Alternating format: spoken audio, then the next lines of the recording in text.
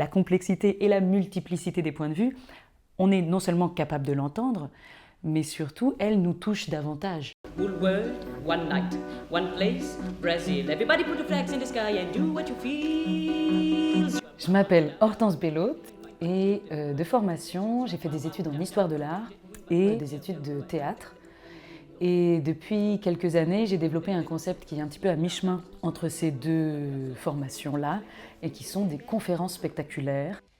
En tout cas, c'est comme ça que je les appelle.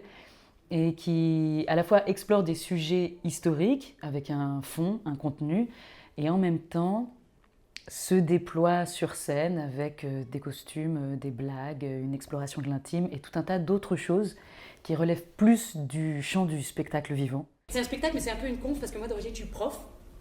Donc c'est vrai que j'aime bien ces moments-là qu'on prend. Donc c'est parti. L'idée, c'est toujours la même chose, c'est d'explorer un sujet historique qui est aussi un sujet de société très large, avec une documentation, une bibliographie relative à ce sujet-là, et en même temps de créer des parallèles avec ma propre histoire, qui n'a rien d'exemplaire en soi, qui est plutôt vraiment une espèce de petit résidu de ces grands faits culturels-là. Une dynastie de nobody sédentaires qui n'ont laissé absolument aucune trace de leur passage dans l'histoire, si ce n'est leur état civil et mon ADN qui apparemment chante la Marseillaise depuis le néolithique. Et généralement, ça fonctionne puisque ça permet un peu de désacraliser aussi les grandes questions. Alors, est-ce que vous pouvez baisser la main ceux qui se sont déjà intéressés à leur arbre généalogique? Oh, waouh! Vraiment, c'est des conférences où il n'y a pas de quatrième mur. On est dans quelque chose qui se co-construit quand même avec le public. Et l'œuvre réelle, elle se situe moins dans ce que je propose que dans ce qu'il va en rester. Portrait de famille, c'est un spectacle sur les oubliés de la Révolution française.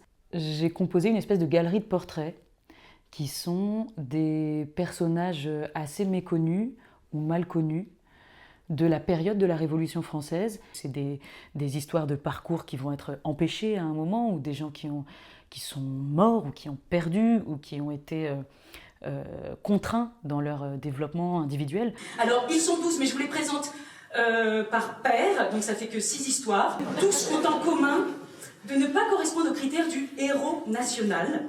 Parmi ces 12 oubliés de la Révolution que je présente, il y en a qui sont assez connus.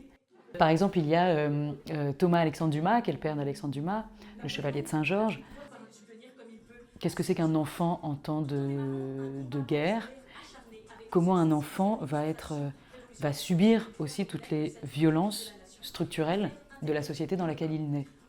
Et ça, que l'on soit la fille aînée de Marie-Antoinette, ou que l'on soit un enfant de l'île de Gorée envoyé en cadeau à cette même Marie-Antoinette.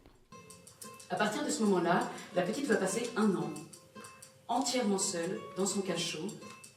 Et pas mal de personnages de femmes artistes aussi, qui sont des personnages très intéressants puisque ça interroge aussi le système économique de l'art et comment des femmes ont réussi ou non à développer une stratégie de carrière pour arriver à déjà gagner leur vie de leur vivant et peut-être atteindre la postérité artistique, ce qui est une autre question.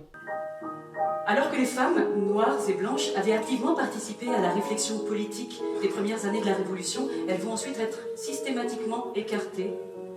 En 93, le suffrage universel ne les concerne pas. Ensuite, on leur interdit d'être présentes aux assemblées. Et c'est vrai que pour le grand public, le processus de vulgarisation de l'histoire va quand même très souvent vers une simplification, alors qu'en réalité, on n'est pas con. Et qu'en fait, la complexité et la multiplicité des points de vue, on est non seulement capable de l'entendre, mais surtout, elle nous touche davantage.